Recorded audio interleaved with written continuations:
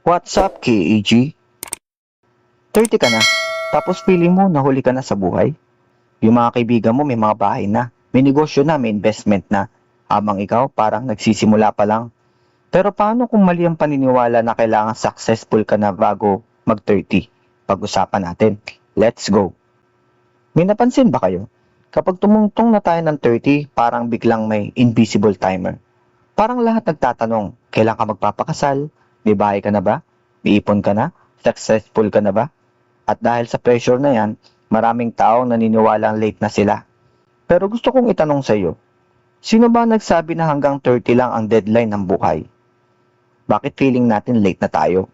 Sa social media, araw-araw may nakikita tayong bagong kotse, may bagong negosyo, may travel, may milyonaryo na 25 years old. Unti-unti, ikinukumpara natin ang sarili natin. At doon nagsisimula ang problema. Hindi dahil wala tayong progress, kundi dahil iba ang timeline na tinitignan natin. Isipin mo, may dalawang estudyante, parehong nag-exam. Yung isa natapos sa loob ng 1 oras. Yung isa, 2 oras niya bago natapos. Pareho pa rin naman silang pumasa. Magkaiba lang ng pace. Ganun din ang buhay. Hindi pare-pareho ang starting line. Ito ang madalas na hindi pinag-uusapan. May mga taong pinanganak sa pamilya na may negosyo. May mga taong kailangan magtrabaho agad pagkatapos ng high school. May breadwinner, may mga sakit ang mga magulang, merong nagpapalaki ng kapatid. Paano pagiging fair ang comparison? Magkaibang simula, magkaiba rin ang laban. Kaya kung 30 ka na ngayon at ngayon ka pa lang nakakabangon, hindi ibig sabihin ay late ka na.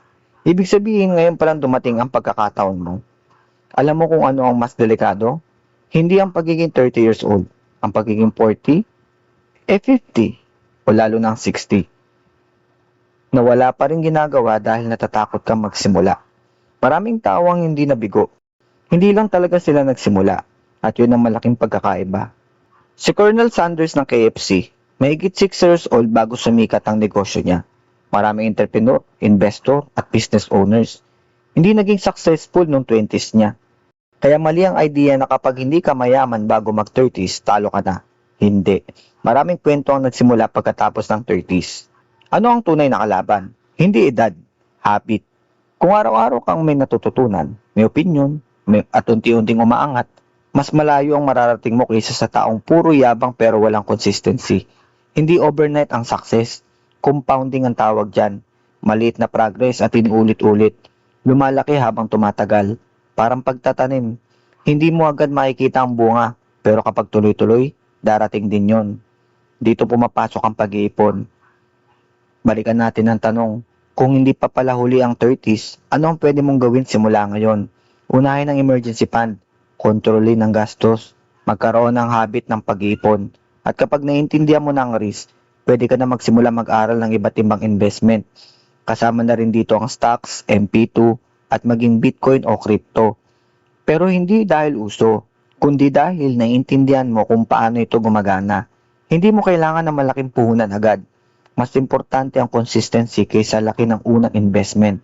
Halimbawa, kung kaya mo magtabi ng 100 o 200 kada linggo sa loob ng maraming taon, may malaki ang epekto nito kaysa sa naghihintay ka lang ng perfect timing. Kung ako ang tatanungin, hindi ko i-rekomenda ang padalos-dalos na pag-invest. Maraming nalulugi dahil gusto nilang yumaman agad. Mas i-rekomenda ko mag-invest muna sa kaalaman. Kapag alam mo ang ginagawa mo, mas mababa ang posibilidad na emosyon ng pagdikta ng desisyon mo. Ang strength ng ganitong mindset, mas sustainable. Ang weakness nito, pabagal. Pero mas pipiliin ko mabagal na umaangat kaysa mabilis na pagbagsak. Kung 30s ka na, huwag mong isipin na tapos na ang laban. Ang tanong ay hindi, ilang taon na ako. Ang tanong ay, ano ang sisimulan ko ngayon na magpapasalamat ang future self ko? Dahil ang pinakamagandang panahon para magsimula ay kahapon. Pero ang pangalawang pinakamagandang panahon ay ngayon. Kung may natutunan ka sa video na to, share mo rin ito sa mga kaibigan mo na feeling niya nahuli na siya sa buhay. At sa susunod natin video, pag-uusapan natin kung bakit maraming tao ang mataas ang sweldo pero wala pa ring ipon. Game on!